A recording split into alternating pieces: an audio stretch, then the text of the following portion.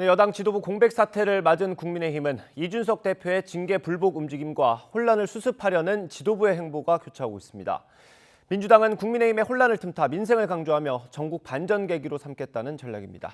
국회 취재기자 연결합니다. 정유진 기자. 네, 국회입니다. 네, 이준석 대표 입장 추가로 나온 게 있습니까?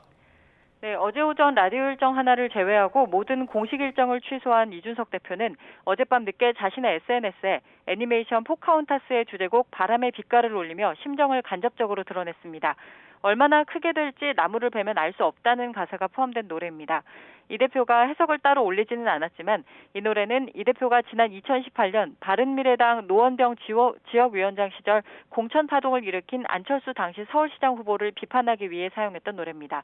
어젯밤 한 언론사가 이 대표 중징계 처분의 근거가 된 7억 원 투자 유치 각서가 지난 대선 당시 윤석열 안철수 후보의 단일화 과정에서 협상 카드로 활용됐다는 주장을 보도했는데요. 안철수 의원은 물론 윤석열 대통령과 친윤석열계를 향해 비판의 메시지를 보낸 게 아니냐는 해석이 나옵니다. 이준석 대표가 연일 SNS 등을 통해 이번 처분의 부당성을 주장하고 있는 가운데 권성동 당대표 직무대행은 이 대표를 향해 윤리위 결정을 수용하고 존중하라는 메시지를 보내고 있습니다.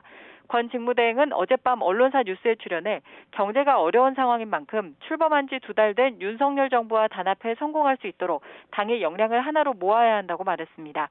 또 윤리위는 나라로 따지면 사법부 역할을 하는 곳이라면서 결정을 돌이킬 수는 없기 때문에 수용해야 한다고 설명했는데요. 당 상황을 빠르게 수습해 난국을 타개하겠다고 밝힌 만큼 권 직무대행은 오는 월요일 오후에는 중진회의와 의원총회를 잇따라 열어 이번 사태의 해결 방안을 논의할 예정입니다. 네, 월요일에 민주당도 의원총회 열기로 했죠? 네, 민주당도 오는 11일 오후 2시에 국회 본청에서 의원총회를 개최합니다. 윤석열 정부의 민생 외면과 권력 사유화 규탄을 안건으로 잡았는데요. 서해 공무원 피격 사건과 국가정보원의 전직 원장 고발 사태 등 사정 정국이 본격화한 데 대한 정면 대응 움직입니다.